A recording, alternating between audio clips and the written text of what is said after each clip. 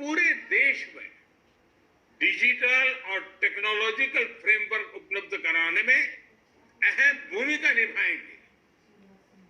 युवा मन जिस दिशा में भी सोचना चाहे, खुले आकाश में जैसे उड़ना चाहे, देश की नई शिक्षा व्यवस्था उसे वैसे ही अवसर उपलब्ध कराएगी।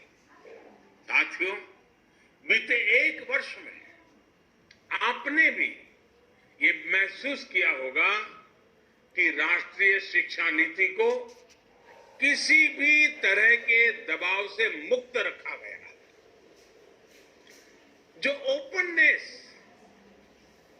ओपननेस पॉलिसी के लेवल पे है, वही ओपननेस स्टूडेंट्स को मिल रहे विकल्पों में भी है। अब स्टूडेंट्स कितना पढ़े, कितना समय तक पढ़े, ये सिर्फ बोर्ड्स और यूनिवर्सिटी नहीं तय करेगा। इस फैसले में स्टूडेंट्स की भी सहभागिता होगी। मल्टीपल एंट्री एंड एग्जिट की जो व्यवस्था आज शुरू हुई है, इसने स्टूडेंट्स को एक ही क्लास और एक ही कोर्स में जकड़े रहने की मजबूरी से मुक्त कर दिया।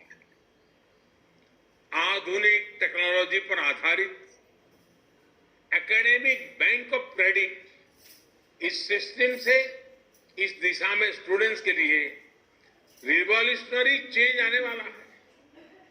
अब हर युवा अपनी रुचि में, अपनी सुविधा से कभी भी एक स्ट्रीम को चूज कर सकता है, छोड़ सकता है।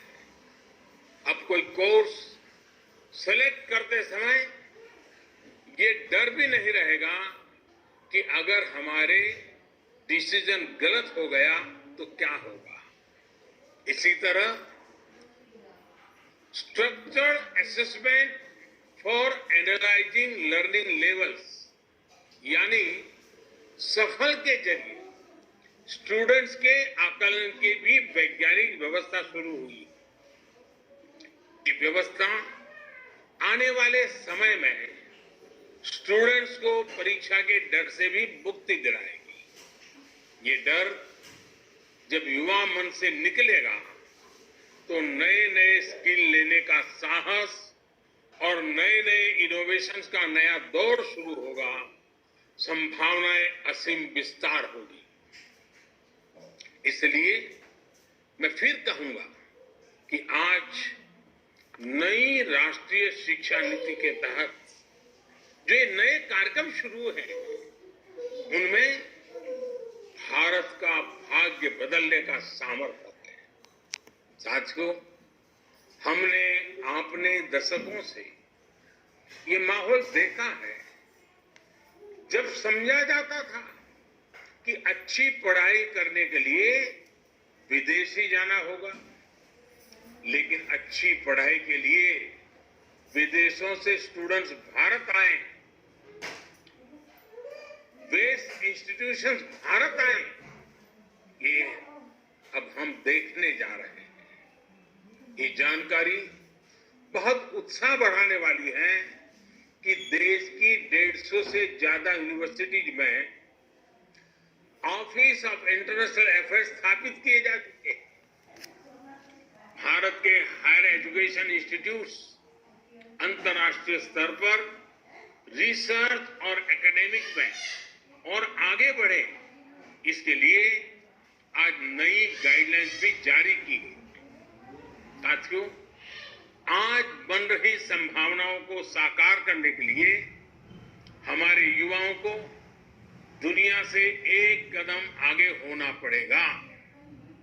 एक कदम आगे का सोचना ही पड़ेगा।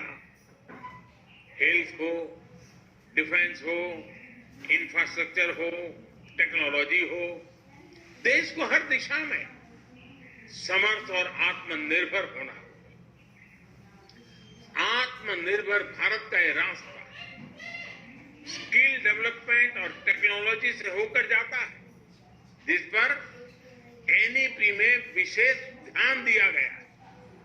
मुझे खुशी है कि बीते एक साल में 12 1500 से ज्यादा उच्च शिक्षा संस्थानों में स्किल डेवलपमेंट से जुड़े सैकड़ों नए कोर्सेज को मंजूरी दी गई है।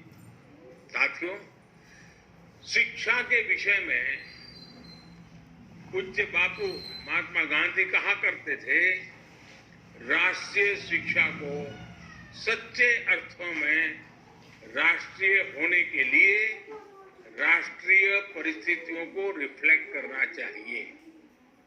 बापू के इसी दूरदर्शी विचार को पूरा करने के लिए स्थानीय भाषाओं में मदर लैंग्वेज में शिक्षा का विचार एनईपी में रखा गया है। अब हायर एजुकेशन में मीडियम ऑफ इंस्ट्रक्शन के इसके लिए स्थानीय भाषाओं में भी एक विकल्प होगा। मुझे खुशी है